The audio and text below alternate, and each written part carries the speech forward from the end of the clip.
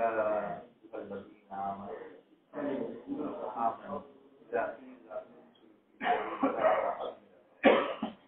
أرادوا وما متاع الحياة الدنيا في الآخرة إلا تنفذوا يعذبكم عذابا أليما يستبدل قوما غيركم ولا تضروه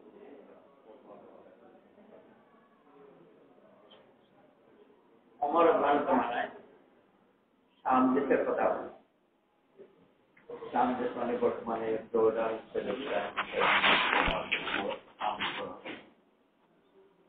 খুব উর্বর অঞ্চল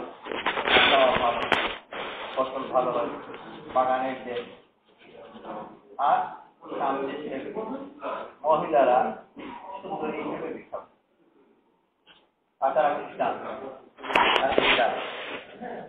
তাহলে কিতাব হিসাবে বিয়ে করাও যায় কথা হলো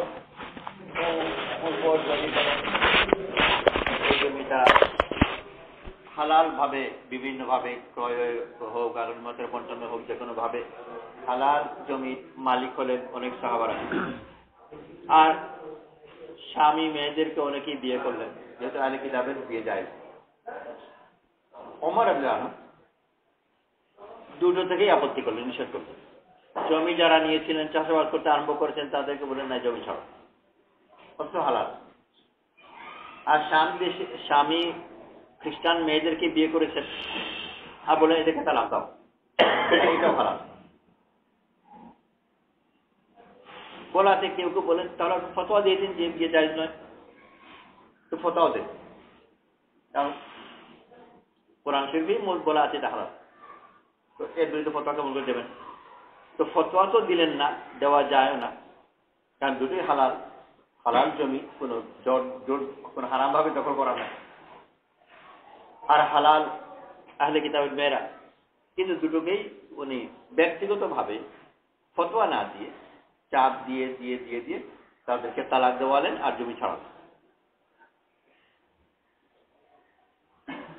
আর তাদেরকে রাখলেন তোমরা দিনে কাজের মধ্যে আসো অনেকগুলো জিনিস আছে যাই সাধারণ মানুষের জন্য কিন্তু বিশেষ দায়িত্ব যাদের আছে তাদের জন্য এটা স্বভাব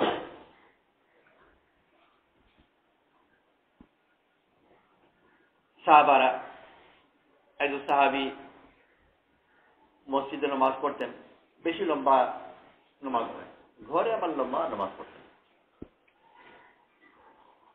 ওনাকে ওনার ছেলে একবার জিজ্ঞেস করলেন যে মসজিদে দেখি আপনি খুব সংক্ষিপ্ত নামাজ পড়েন নফল নামাজ আর ঘরে বহুত লম্বা লম্বা নামাজ পড়েন এর কারণ কি তিনি বললেন যে আমাদেরকে লোকে অনুসরণ করে সাহাবা ওনার কাজ দেখেছে আমাকে যদি ওরকম লম্বা নামাজ পড়তে দেখেছে সাধারণ মানুষের জন্য এটা কষ্টকর হবে সেই জন্য ওখানে তো আমি সংক্ষিপ্ত নামাজ পড়ি যাতে সাধারণ মানুষের জন্য সহজ দৃষ্টান্ত হয় নিজের ঘরে আমি স্বাধীন লম্বা নামাজ পড়ি তো যাকে লোকে দেখে চলে তার ব্যাপারে অনেক কিছু সতর্কতা অবলম্বন করতে হয় যে আমাকে আমার অনুসরণ লোকে করছে দিনের ব্যাপারে আল্লাহ তাআলা কিছু লোকে এমন মর্যাদা দিয়েছেন যে তা দৃষ্টান্ত যে রাসূল সাল্লাল্লাহু আলাইহি ওয়াসাল্লামের জন্য মাসলার দিক থেকে অনেক জিনিস জায়েজ না যেটা সাধারণ মানুষের জন্য জায়েজ যেমন সাদকা যাকাত ইত্যাদি সাধারণ মানুষের জন্য জায়েজ কিন্তু উপরের স্তরের যারা তাদের জন্য অনেকগুলো জিনিস তাদের অনেক সংক্ষিপ্ত থাকতে পারে দুনিয়ার বন্টনে ঠিক উল্টো দুনিয়াতে যত বেশি উপরে যাবে রাজা বাদশাহ ইত্যাদি তত বেশি তার সুযোগ সুবিধা বাড়ে সাধারণের জন্য অনেকগুলো জিনিস নিষিদ্ধ কিন্তু রাজা বাদশাহের জন্য নিষিদ্ধ আর দিনের ব্যাপারে তার ঠিক বিপরীত সাধারণের জন্য অনেকগুলো জিনিস পথ খোলা কিন্তু যত উপরে উঠবে তার জন্য পথ তত সংকীর্ণ তত বেশি তাকে তাকওয়ার উপর থাকতে হয় আর এই জন্য একটা প্রচলিত কথাও আছে আল্লাহ ওয়ালাদের কথা হাসানাতুল আবরার সাইয়্যাতুল মুকাররাবিন আবরার নেক বান্দারা যারা তাদেরকে আবরার কিন্তু মুকাররাব আল্লাহর খুব নিকটবর্তী যারা তাদের স্তর অনেক উপরে অনেকগুলো জিনিস আবরার স্তর আপনার অনেক উপরে স্তর ওই স্তরে অনেকগুলো জিনিস নেকি হিসেবে গণ্য করা হয় কিন্তু মুকাররবের দরজায় যদি চলে যায় তাহলে ওটাকে গুনাহ ধরা। আর আমাদের জমাতে আমাদের এরকম দৃষ্টান্তই ধরে,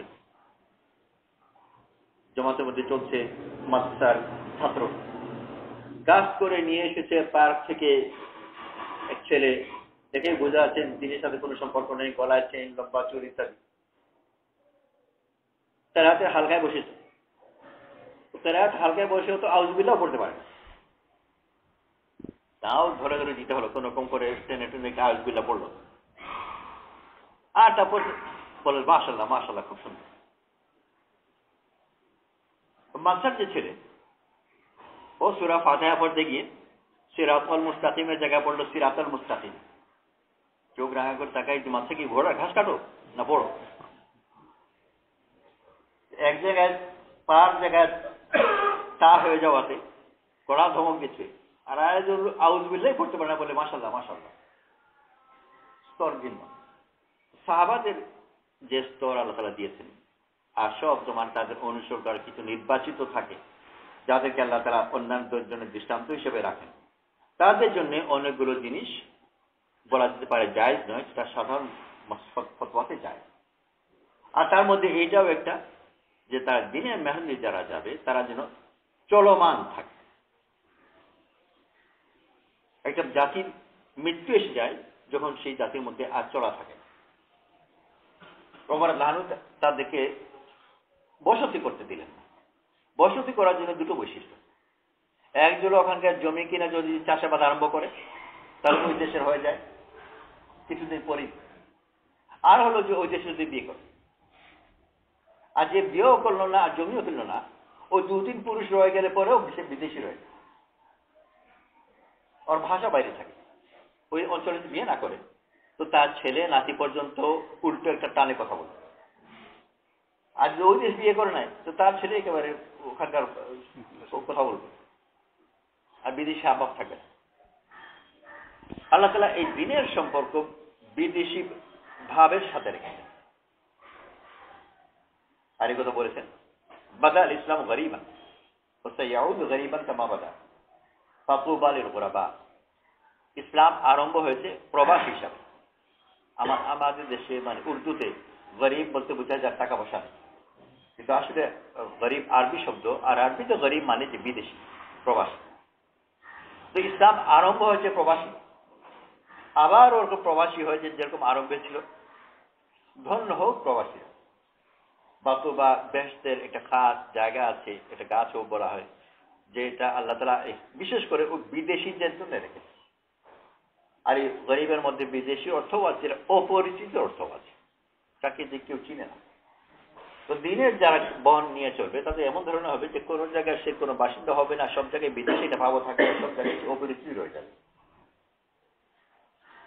তো সামনে এসে গেলেন আর বিয়েও করলেন আর জমিও কিনলেন। তো ওমর রাদিয়াল্লাহু আনহু বিয়ে করার পরে তাদেরকে তালাক দেওয়ালেন।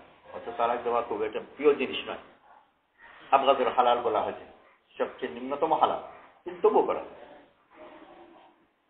আর জমিও ছাড়ালেন, কারণ এরা চলার মধ্যে থাকে। যদি চলার মধ্যে না থাকে তাহলে পচন ধরবে, আর এদেরকে যে দিনের কাজ আর ওই স্তরে হবে। ওমর রাদিয়াল্লাহু আনহু চলে গেলেন, আর তারা সাহাবারও ছিলেন না। পরবর্তীতে সাহাবার সন্তান তো সাহাবী না, তারা সাধারণ মুসলমানের মধ্যে এলো, আর ধন দৌলত এসেছে, বিলাসিতা এসেছে। ওই ইরাক ওইসব অঞ্চলই পরবর্তীতে, ইরাক যদি সামদেশের মধ্যে পড়ে না কিন্তু কাছে, এটা রোমের সাম্রাজ্যের বর্ডারের মধ্যে ছিল। পূর্বর দেশ, মুসলমানরা খুব চাষাবাদ করলেন, আর বিরাট বিলাসিতার মধ্যে পড়ল। অনেকদিন পরে আব্বাসী জমানায় কয়েক পুরুষ চলে গেছে এর মধ্যে। মুসলমানরা একেবারে বিলাসিতার মধ্যে নড়তেই পারে না। যত মানুষ বিলাসী হবে তার জন্য চলাফেরা কত বেশি মুশকিল হবে। কথা সম্ভবত অতিরঞ্জিত, একেবারে সত্য ঘটনা হয়তো বা নয়, কিন্তু একটা কথা আছে যে ব্রিটিশরা যখন এলো আর বিভিন্ন জায়গায় দখল করলো, আর মোগল সম্রাট যারা ছিলেন দিল্লির বাদশাহ তাদেরকেও অ্যারেস্ট করলো, তারপর কতলও করলো, কেউ নির্বাসনও পাঠালো। তো দিল্লি বাদশাকে জিজ্ঞেস করলো যে সবাই পালিয়ে গেল, যে আপনি পালালেন না কেন? তো ওনার নাকি উত্তর ছিল, আল্লাহ যেন ঐতিহাসিক দিক থেকে কথার সত্য কিনা অতিরঞ্জিত হতে পারে, বেশি সম্ভাবনা তাই। তো ওনার নাকি উত্তর এটা ছিল যে আমি কেমন করে পালাবো, আমার খাদিম যে জুতো পরায় ও পালিয়ে গেছে, তখন আমাকে জুতো পরবার লোক নাই, আমি আর লড়তে পারি। এই কথা হুবই হতো সত্য নয়, কিন্তু তার ধারে কাছের কথা এবং অত্যন্ত দুঃখের কথা। কিরকম একেবারে অসহায় ভাবে শেষ হয়ে গেল। বাগদাদে মুসলমানরা এক পর্যায়ে গিয়ে ওই পর্যায়ে ছিলেন যে তাদের বিলাসিতার মধ্যে এতই ডুবে দিচ্ছে যে মাটিতে ধস। আর আল্লাহ তাআলা হু এই কথাই বলে একটা ভারী পাথরকে যদি কোনো একটা জায়গায় রাখা হয়, কিছুদিন পরে 1 বছর 2 বছর পরে এসে দেখবে যে পাথর বেশ ডুবে গেছে, মাটির মধ্যে ভারী জিনিস ডুবে। আর মানুষ যদি নড়াচড়া না করে তো মাটির মধ্যে ডুবতে থাকে, শুধু যে পানিকে ডুবে তা, তো মাটির মধ্যে তোমরা ডুবে গেলে ভারী হয়ে মাছ ঢুকে আর নড়তে পারছো না। এইভাবে যদি হয় আল্লাহ তাআলা তোমাদেরকে কঠিন আযাব, ইউআযযিবকুম আযাবান আলীমা, কষ্টদায়ক আযাব। আর এই কথা বলে শেষ করেন, ইয়াস্তাবদিল কওমান গায়রাকুম, তোমাদেরকে অন্য জাতি দিয়ে তোমাদেরকে বদলে দেবে, আর তা তোমরা আল্লাহর কোনো ক্ষতি করতে পারবে না। আল্লাহর কোনো ঠেকা আছে না। অন্য জাতিকে আনবেন এবং তাদেরকে যে আল্লাহ তাআলা পরবর্তীতে কাজ করাবেন। অন্য জায়গায় আছে সুম্মা লা ইয়াকুনু আমসালকুম, তারা তোমাদের মতো হবে না। সূরা মুহাম্মদের আয়াত। তখন তাদের তারা ওই আব্বাসী জমানায় বিলাসিতার মধ্যে এতই ডুবে গেলেন, আর দিনের কাজের কোথায়, বিলাসিতার দিনের কাজের সাথে চলে নাকি। আল্লাহ তাআলা কোথায় তাদের মধ্যে এক অজানা অঞ্চল থেকে অজানা এক জাতিকে উঠালেন, যাদের কোনো পরিচিতি ছিল না। ওরা এসে বাগদাদেরকে যে এমন হত্যা করলো যে ইতিহাসে এই ধরনের হত্যার দ্বিতীয় আসি না সন্তান। পরে বলেছিল নাকি যে আমার ঘোড়ার খুর যেন রক্তের মধ্যে ডুবে। বাগদাদে গোটা বাগদাদ এত কতল করেছে যে পথে ঘাটে এত রক্ত বয়েছে যে তার ঘোড়ার খুর ডুবেছে। এই কথা হয়তো অতিরঞ্জিত, কিন্তু একেবারে খুব বেশি না, বেশুমার কথা। তাতারদের সম্বন্ধে বলা যে তাতাররা যখন তারা আক্রমণ করেছে আর এই দেশগুলো দখল করেছে আর মুসলমানদেরকে কতল করেছে, তাদের মেজাজ এরকম ছিল যে জন্ম হতো ঘোড়ার পিঠে, বড় হতো ঘোড়ার পিঠে, আর মরতো ঘোড়ার পিঠে। ওই জাতি যেটা আগে মুসলমানদের ছিল অনেকটা, আর এখন মুসলমানরা হয়েছে জমি থেকে নড়তেই পারে না, আর তাতাররা এসেছে ঘোড়ার পিঠ থেকে নামতেই পারে না। আর হরকতের মধ্যে যখন থাকে আল্লাহ তাআলা যে কোনো ব্যাপারে তাকে সাহস বেশি দেয়, শক্তি সাহস, ভালো ব্যাপারে হোক আর মন্দ ব্যাপারে হোক। দুনিয়ার সফরের কাজের মধ্যে যারা থাকে, একসময় ছিল জাহাজের সাথে জড়িত যারা, জাহাজের নাবিক ইত্যাদি, পরবর্তীতে পাইলট ইত্যাদি, বর্তমানে অনেকটা ড্রাইভার বাসের সাথে জড়িত যে তবকাগুলো, এই তবকাগুলোকে মানুষের ভয় পায় আর বড় বদনামী তবকা। কারণ ওই চোরা তাকে সাহস পায়, আর যদি ভালো হয় তো সাহসের সাথে ভালো কাজ করবে। বেশিরভাগ মানুষই ভালো নয়, বা অনেক মানুষই ভালো নয়, অনেকে ভালো নয় ঠিকই, কিন্তু খারাপের সাহস পায়। আর এই চলমান তবকাগুলো সাহস বেশি হওয়ার কারণে তার খারাপটা প্রকাশ পায়। তো আল্লাহ তাআলা এই হরকত তো মুসলমানদের মেজাজের মধ্যে রেখে, আর দিনের সাথে এই চলাফেরা এত এত ঘনিষ্ঠ ভাবে জড়িত যে মূল কিতাব পর্যন্ত এই চলার সাথে সম্পৃক্ত। কোরআন শরীফে অনেকগুলো ভাগ আছে, আর এই 7টা ভাগ আছে, আর ভাগগুলোকে মঞ্জিল বলা হয়। তুই চিন্তা করে যে মঞ্জিলের সাথে কোরআন শরীফের বন্টন কেমন করে সম্পর্ক। মঞ্জিল হলো যেখানে সওয়ারি থেকে নামে, ওখানে শিখতে যাবে, নামার উপর কি প্রশ্ন। কিন্তু কোরআন শরীফকে আল্লাহ তাআলা সফরের সাথে সম্পৃক্ত করেছেন। আর সফরের মধ্যে এখন মুসাফির যখন চলতে থাকে তো কিছু দূর গিয়ে নামে হয়তো একটু খাওয়া দাওয়া করে চেষ্টা করে আবার রওনা হয়। কোরআন শরীফকে আল্লাহ তাআলা ওইভাবে করেছেন যেটা সফর। একজন সাহাবী একবার রাসূল করিম সাল্লাল্লাহু আলাইহি ওয়াসাল্লামকে জিজ্ঞেস করলেন যে উত্তম আমল কি। রাসূল সাল্লাল্লাহু আলাইহি ওয়াসাল্লাম বললেন আল হাল আর মুরতাহিল, হাল গিটটি খুলে দেয়, যখন কোনো জায়গায় নামে তোর বিছানা গিটটিগুলো খুলে একটু আরাম করে, এটা হাল আবার রওনা হয়ে যাবে। এমন মুসাফির যে যায় তার সামানের গিট খুলে হাল আবার রওনা হয়ে যায়। এর অর্থ কি? এর অর্থ হলো কোরআন শরীফ খতম করে আবার কোরআন শরীফ পড়ে। রাসূল করিম সাল্লাল্লাহু আলাইহি ওয়াসাল্লাম ও কারণে কথাকে পেঁচাতেন না। এটা হল কবিদের বৈশিষ্ট্য। কবিরা সোজা কথাকে বাঁকা করে বলে। কাফিররা রাসূল সাল্লাল্লাহু আলাইহি ওয়াসাল্লামকে অপবাদ দিত যে উনি কবি, আর এর উত্তরে আল্লাহ তাআলা বারবার করে বলেছে যে উনি কবি না। কবি যদি হতেন সহজে বোঝা যায় যে কবিদের মিজাজই হচ্ছে সোজা কথাকে ঘুরিয়ে বলা। রাসূল কবি তো, তাহলে কথাকে এভাবে কেন বলবে যে কোরআন শরীফ সফরের সাথে সফর, সফরের মিজাজ মধ্যে সেই জন্য সব জমানা ওলি আল্লাহরা সফর তাদের জীবনে বড় অংশ পেয়েছে। অনেকদিন আগে ইসলামাবাদে মসজিদ থেকে আমরা 3 দিনের জমাতে যেতাম। ইসলাম ওই যে মসজিদ, ওখানে বড় সিনিয়র অফিসারদের মসজিদ, মোটামুটি তাদের মহল্লা, একজন সম্ভবত এডিশনাল সেক্রেটারি, দিনদার লোক, দাঁড়িয়ে আছে মসজিদ নামাজ পড়তেন। মাঝে মাঝে দাওয়াত দিতাম তবিকে দেওয়ার জন্য, কিন্তু এ ব্যাপারে আগ্রহী না। বেশি কিছু বলতেন না, কিন্তু মানে আগ্রহ মোটেই নেই, বরং বড় তাচ্ছিলের নজরে একটু দেখেন, যদি কিছু প্রকাশ করতেন না। আরেকদিন ওরকম দাওয়াত দিচ্ছি, ওই দিন উনি একটু উগ্রভাবে উত্তর দিই, এই যাওয়াটা কোথায় পেতাম? রাসূল সাল্লাল্লাহু আলাইহি ওয়াসাল্লাম এরকম করেন। আর দলিলও দিলেন। দলিল কি দিলেন? যে রুকাইয়া রাদিয়াল্লাহু ইন্তেকাল হয়ে বদরের সফরে, বদরের সফরে উসমান রাদিয়াল্লাহু আনহু কে রাসূল সাল্লাল্লাহু আলাইহি ওয়াসাল্লাম রেখে গেছিলেন। তো ওই এক উসমান রাদিয়াল্লাহু যে বদরে যাননি, ওইটা হলো দলিল। 313 জন গিয়েছিলেন, ওটা কোনো দলিল না।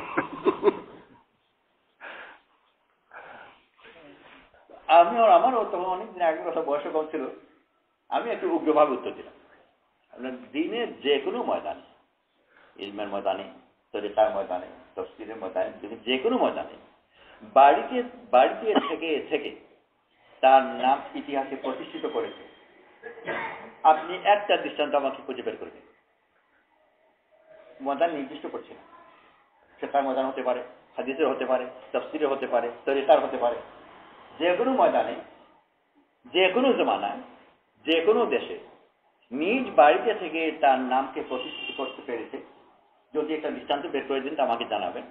আর একটু রাগ ছিল রেগে বললাম যে শুনেছি ইস্তাম্বুলে খুব নাম করা লাইব্রেরি আছে, অনেক পুরনো তথ্য পাওয়া যাবে, আপনি প্রয়োজনে ইস্তাম্বুলের লাইব্রেরিও ঘাটতে পারেন, জোগাড় করে দেবেন যে একটা নাম করতে পারেন কিনা, যে বাড়িতে থেকে যে বড় হয়। দৃষ্টান্তই নেই। আল্লাহ তাআলা জিনিস এমন সম্পর্ক করেছেন যে আল্লাহর দিন, আল্লাহ তাআলা যাদেরকে নির্বাচন করেছেন দিনের সাথে, তাদেরকে আল্লাহ তাআলা বিভিন্নভাবে হরকতের মধ্যেই করে।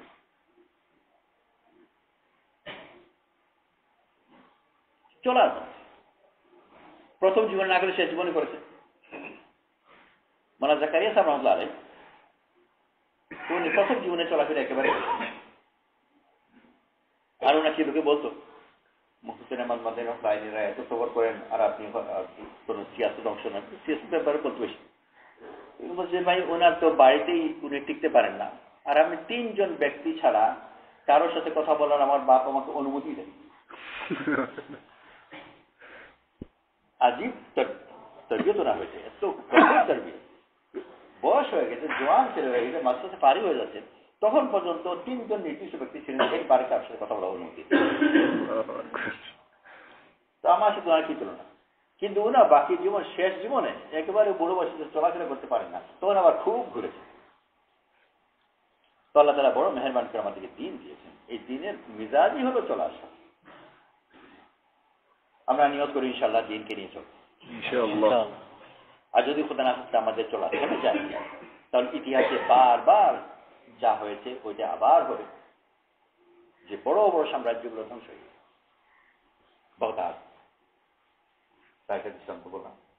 এছাড়াও ইতিহাসে অনেক ঘটনা আছে যে বাইরে থেকে কেউ আক্রমণ করেছে। এই মোগল সাম্রাজ্য যে প্রতিষ্ঠিত হলো, বাবর আফগানিস্তান ও ওইসব অঞ্চল থেকে এসে দিল্লিকে আক্রমণ করেছে। বাইরে থেকে একটা বাহিনী, বেশি করে সেই জমানায়, কতটুকু বাঁচতে পারে, কতটুকু বাঁধতে পারে, মাল সামান অস্ত্র, পথঘাটের পরিচিতি বা কতটুকু। কিন্তু প্রায় দেখা যায় যে বাইরে থেকে যারা আক্রমণ করেছে বিজয়ী তারাই হয়। এখন ভারতবর্ষেও তাই, ইউরোপ ইত্যাদিও তাই। পাহাড় ইত্যাদি অতিক্রম করে হুন বাহিনী গিয়ে ইউরোপ জয় করেছে। পাহাড় ডিঙ্গিয়ে যাওয়া কোনো ছোটখাটো ব্যাপার না, জিনিস মানসমান কেমন করে নেবে। কিন্তু বাইরে থেকে যারা আসে ওদের মোকাবিলা স্থানীয় করতে পারে না। তো মূল কথা তার মনোবল থাকে। আল্লাহ তাআলা এই দিনের কাজ দিয়েছেন, এটা সবার সাথে সম্পর্ক, আমাদের সাহস বাড়ে। আর দুনিয়ার কাজই হোক আর দিনের কাজই হোক, সাহসটা সব জায়গায় লাগে, মনোবল লাগে, কষ্ট সহ্য করার হিম্মত লাগে, বেপরা হচ্ছে। আল্লাহ তাআলা আমাদের তৌফিক নসিব করুন, সবাই নিয়ত করে ইনশাআল্লাহ দিনের কাজ করব। আর দিনের কাজ যে মিজাজ দাবি করে সেই মিজাজের সাথে করব। তো দিনের কাজের মিজাজ হচ্ছে যে বসে বসে হওয়ার জিনিস, এটা চলার সাথে সম্পর্ক। প্রথম ওয়াহী নাযিল হয়েছে চলার সাথে, পরবর্তীতে রাসূল সাল্লাল্লাহু আলাইহি জীবনে কিছু কিছু আয়াতে কিছু অংশ নাযিল হয়েছে নিজের ঘরে থাকা অবস্থায়, কিন্তু বিশেষ করে প্রথম দিকে বেশিরভাগ নাযিল বাইরে। আল্লাহ তাআলা আমাদের তৌফিক নসিব করুন, সবাই নিয়ত করি ইনশাআল্লাহ। আল্লাহ মেহেরবানি জামাত এসেছে, জামাতে অনেক সাথীরা আছেন, আমরা যতটুকু পারি শরীক হই। শরীক হওয়া মানে কি, এই জামাত সাথীদেরকে কাজ করান, উৎসাহিত করা, আর তাকেও বরং কিছু কাজ করানো। কারণ হচ্ছে যে আমি সাথে নিয়ে গেলাম দেখা সাক্ষাৎ করার জন্য, সব জায়গায় আমি হয়তো নিয়ে যেতে পারবো না, কিন্তু বলে দিলাম যে অমুক জায়গায় এই ঠিকানা গেলে অমুককে পাবেন, এতেও অনেকটা কাজ হয়ে যায়। যেখানে পারলাম নিয়ে গেলাম, যেখানে নিজের কোনো কারণে সব জায়গায় তো নিয়ে যেতে পারবো না, বাইরে যারা আছে তার ঘরে কাজকর্ম কিছু আছে, তো সেই জন্য অত সমাজ জমাতের সাথীরাও বেশি আছেন। যেখানে সম্ভব নিজে গেলাম, যেখানে নিজে যেতে পারলাম না অন্তত পথ দেখিয়ে দিলাম যে অমুকের জায়গা ওখানে যদি যায়, এটা অনেক কাজ হয়ে যায়। তো আমরা এখানে আছি ইনশাআল্লাহ 3টার দিকে তালিম হবে। যারা যারা আছেন যে যতক্ষণের জন্য পারেন অল্পটুকু হলেও অনেক সময় অনেক কাজ হবে। অনেক সময় যাওয়ার সময় শুধু একটু বলে গেলেন ভাই অমুকের সাথে দেখা করতে, অনেক কাজ হয়ে যাবে ইনশাআল্লাহ। ঠিক আছে, সুবহানাল্লাহ, আলহামদুলিল্লাহ।